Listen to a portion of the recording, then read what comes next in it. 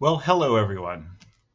This is a part of my regular series on things that went into Re-Enlightening, the new book that I have. And what I want to talk to you today is as much as what's not in it as what's in it.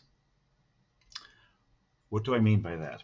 Well, in the section on top-down versus bottom-up organization, there was a problem that I encountered. See, I'm a fan of history and I love delving into particularly the relationship between East and West and how it developed historically.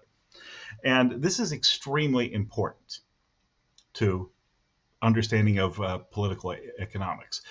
One of the texts that I did quote at length was Adam Smith's The Wealth of Nations, published in 1776. In there, there's a little bit of a mystery that nobody seems to notice. Why was Adam Smith, an ordinary Scotsman, using the term laissez-faire, let go, in French? Well, he was quoting a man named Francois Quinet. Now, Quinet was the general advisor, the wise man for the court of Louis XV. We're not talking about Louis XIV, the one who dramatically over-centralized France, or Louis XVI, the one who had to deal with the choppy consequences of the dramatic centralization. This was the happy period in the middle. And Francois Quinet was what we call a physiocrat. He believed that agriculture was the center of all production. This is before the Industrial Revolution. This was at the time that the Enlightenment, as we know it, was just beginning. And the Enlightenment was a very different kind of thing. See, it was first sponsored by people like Quinet, who had royal charters and worked for Louis XV or Frederick the Great of Prussia, people like that. And the idea was that an enlightened ruler would govern his people well. Quinet is probably best known, well, many works, but one thing he's known is for a work called The Despotism of China. Now, despot was not a negative word at that time. It simply referred to somebody that ruled with absolute authority from the top down. And Quinet was all for that. I mean, he was serving the French king, right? So what was the issue here? Well, Quinet saw that in Qing China at the time, there was a very close attention paid to agriculture, and that everything else was sort of let go. The term was wu wei, or not doing, which was translated as letting go, laissez-faire. Where did he get this idea? Well, it's not exactly accurate, but this is covered in a book that I did not include in Re-Enlightening because, well, all this history, honestly, I could go down the rabbit hole at length. But, what's far more interesting is the top-down and bottom-up analysis from today. But this particular book, Manufacturing Confucianism, is all about how people have read into the great philosophies, the Sanjiao Hiye of China, read into it pretty much what they wanted to read into it. Yeah, this is a common theme that we have. People tend to put into it what they want later on.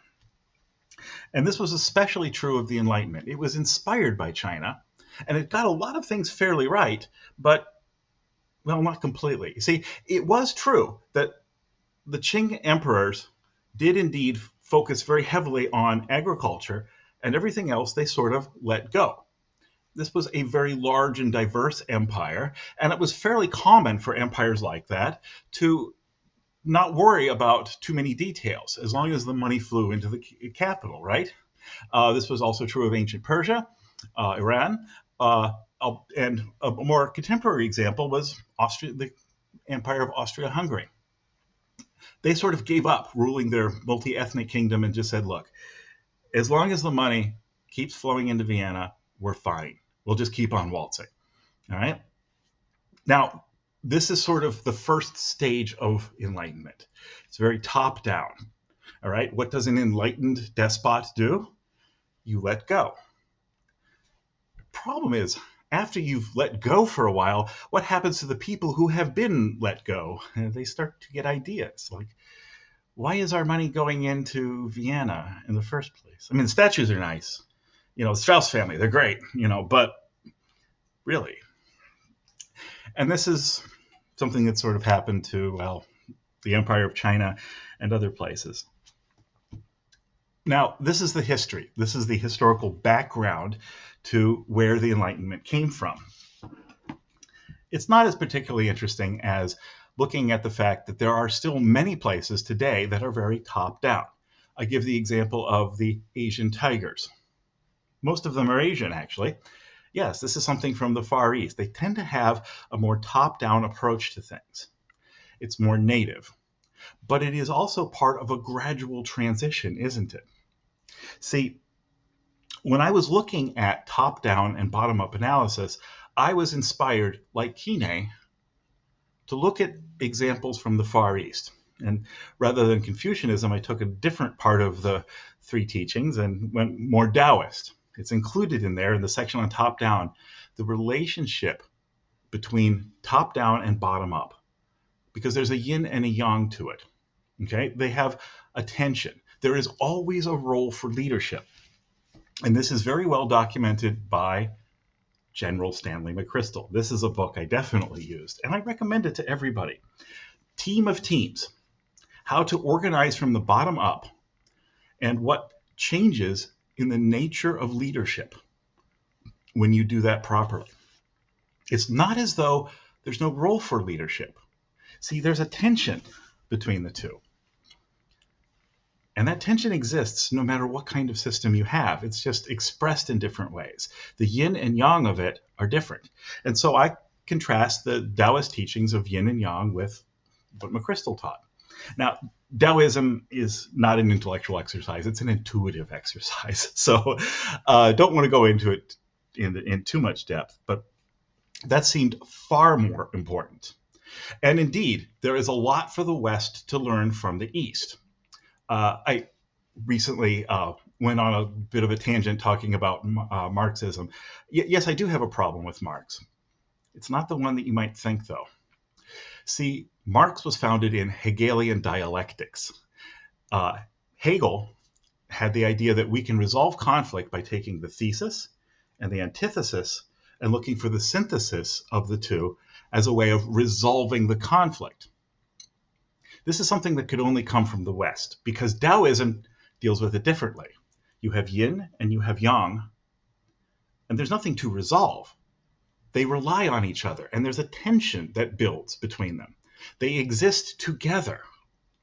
The resolution comes in understanding their relationship. It's significantly more dynamic. See, the West does have a lot to learn from the East, just as it did in the time of Kine. Sometimes the lessons aren't quite right, but yeah, we get along with it. What was far more interesting to me was talking about those Asian tigers that are still very top down and why they are not sustainable. See, history teaches us that that's how it goes. It starts from the top down and you gradually release things. These are stages of things happening. That's a process Marx would actually approve of. But there's lessons to learn from both sides, right? I mean, Europe, the Western world, and the Eastern world had very different histories, very different experiences, and they made very different choices. They learned different things from them.